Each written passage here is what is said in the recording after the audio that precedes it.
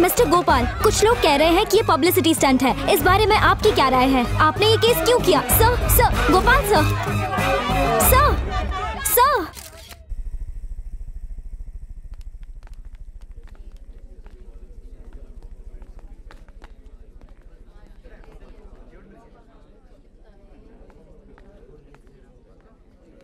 आदाब।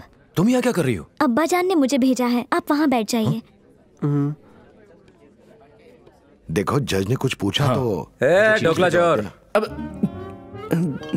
वो रोलेक्स कैसी है? सही टाइम दिखा रही है? गुस्सा नहीं, वहां जाके बैठो। 10 लाख की घड़ी, चोर कहीं का। मेरे मोक्ष कुंड यज्ञ में विघ्न डालने वाला यही है वो पापी। मेरे श्राप की वजह से आज कोर्ट के चक्कर काट रहा है। यही वो दुष्ट है। साइलेंस! गुरुजी खड़े हो जाइए।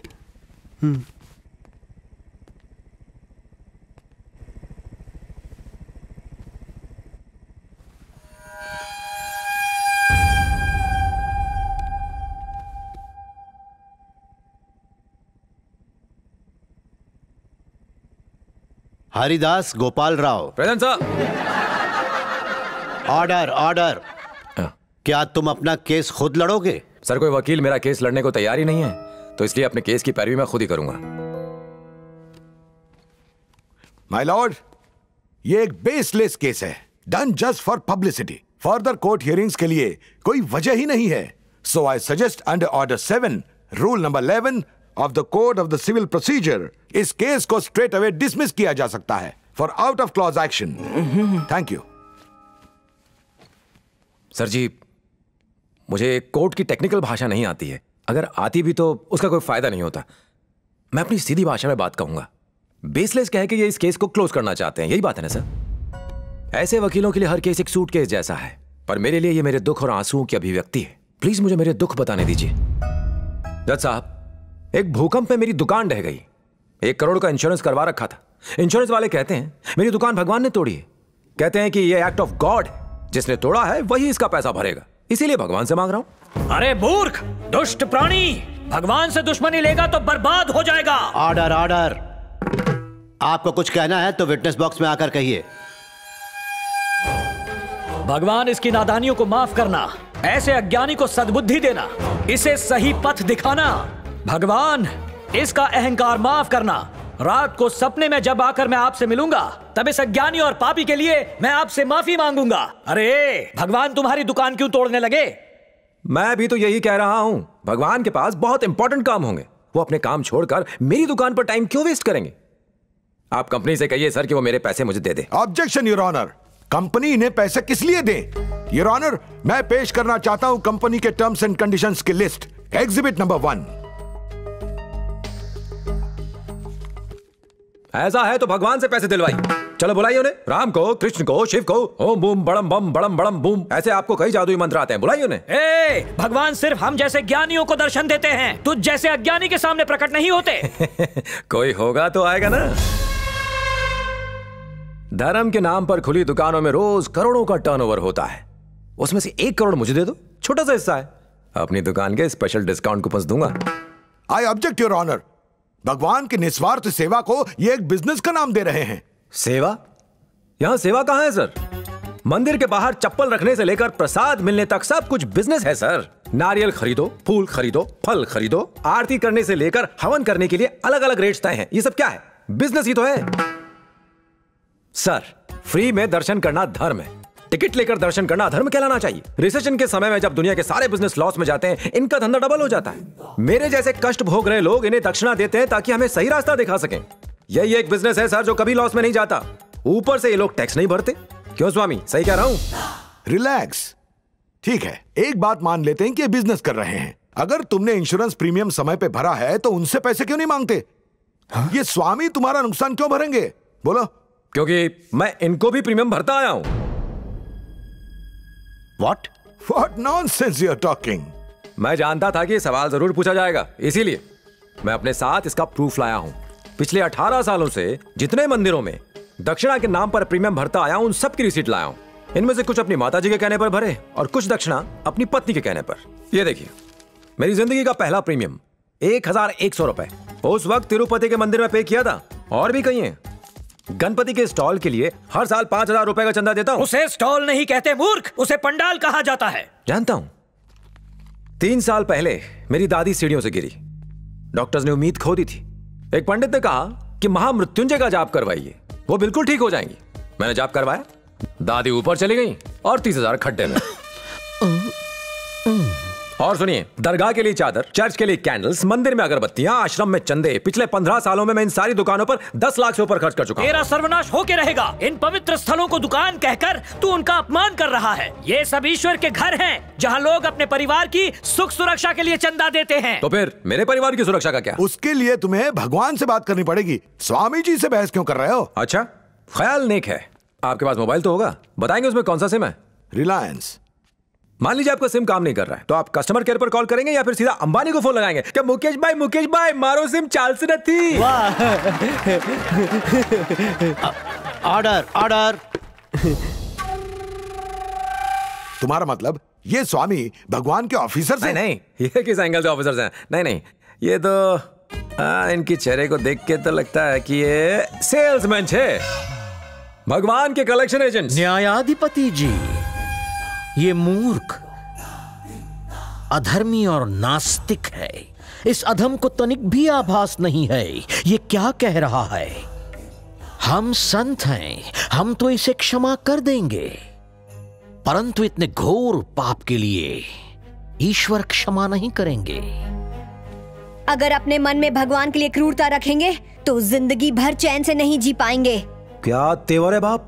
मेरे लिए चिंता हो रही है या फिर जज के सामने मुझे धमकी दी जा रही है? हमें तुम्हारी चिंता हो रही है। ऐसा है तो मेरा पैसा देकर के मैटर क्लोज कीजिए। This is enough my Lord. Evidence के नाम पर इनके पास डोनेशंस के कुछ रिसीट्स हैं। भगवान और इनके बीच लीगल एग्रीमेंट नहीं हुआ है। गोपाल राव के तर्क मेरे ख्याल से बिल्कुल स्टूपिड लगते हैं। इतनी छोटी सी बात के लिए भगवान पे केस लगाने का कोई मतलब नहीं बनता। नानी बात है, ये कोई छोटी सी बात नहीं है सर। मेरी वो दुकान मेरे लिए अन्नदाता थी, मां जैसी थी। छोटा था तो पापा को खोया, पर कभी रोया नहीं, बस थोड़ा सा डरा हुआ था। लेकिन जब अपनी दुकान खोई तो बहुत रोया, पर डरा नहीं, क्योंकि मुझे आप पर यकीन था। यह मंदिर के पुजारी ढेर सारा चंदा लेते हैं और वादा करते हैं कि हम सुरक्षित रहेंगे, और बीमा कंपनी कहती है कि टाइम पर प्रीमियम भरेंगे तो लॉस होने पर हमारी मदद करेंगे। जीवन भर इन्हें दान दिया, प्रीमियम भी भरा, लेकिन आज दोनों ने अपने हाथ खड़े कर दिए। मेरा परिवार तो सड़क पर आ जाएगा सर। मेरे बेटे का ना बचपन रहेगा और ना ही कोई फ्यूचर बन पाएगा सर। जीने का कोई सहारा नहीं है। आपसे एक रिक्वेस्ट है सर, मुझे अपने इस केस को इस कोर्ट के सामने रखने का एक मौका दीजिए सर।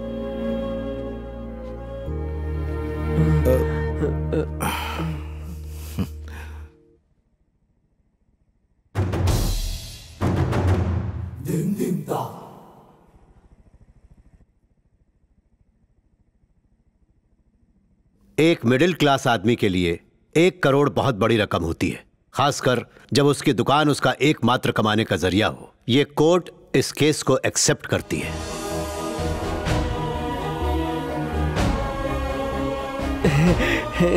पिटिशनर को कंपनसेशन कहां से मिलेगा? इंश्योरेंस कंपनी से, भगवान के खास भक्तों से, या फिर किसी और से? यह कोर्ट में पेश होने वाले एविडेंस और आर्गुमेंट्स के आधार पर निर्भर करता है। The court is adjourned.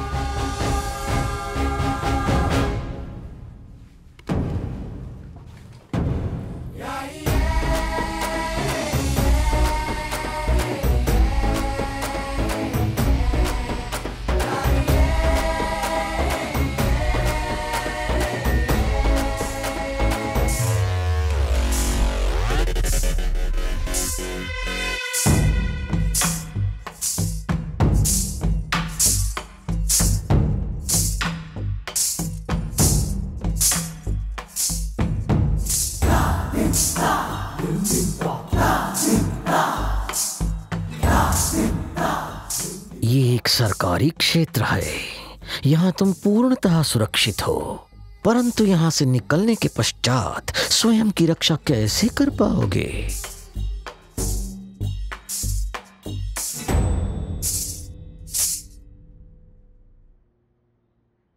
तुम ईश्वर में आस्था रखते हो, ये मनुष्य न्यायालय में विश्वास रखता है। ईश्वर सर्वव्यापी है तो यहां भी होंगे। ईश्वर हर मनुष्य में बसते हैं, इसमें भी ईश्वर है। ईश्वर पर घात नहीं करते।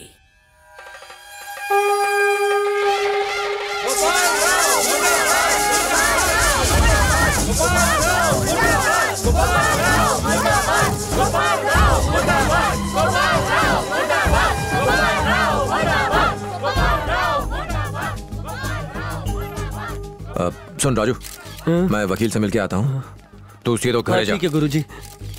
कोर्ट ने गोपाल राव का act of God case accept कर लिया है। कई सारे धार्मिक संगठन के साथ साथ आम जनता भी कोर्ट के इस फैसले का विरोध कर रही है।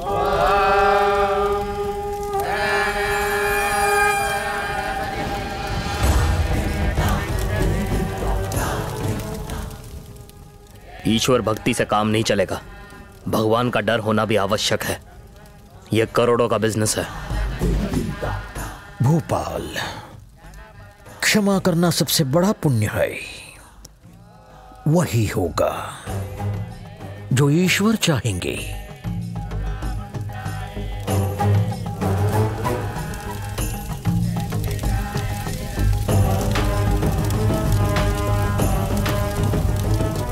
सुन बे, अपने आदमियों ने तैयारी कर ली है ना? 2 कौड़ी का आदमी ईश्वर के अस्तित्व को नकार रहा है, समझ गया? थैंक्स अकबर भाई। चाय अच्छी थी बेटी। इस युद्ध में तुम अकेले हो। ये लाखों नहीं बल्कि करोड़ों का बिजनेस है। तुम शायद नहीं जानते पर वो किसी भी हद तक जा सकते हैं। You have to be careful. जी ठीक है, चलता हूं मैं अब। खुदा हाफिज।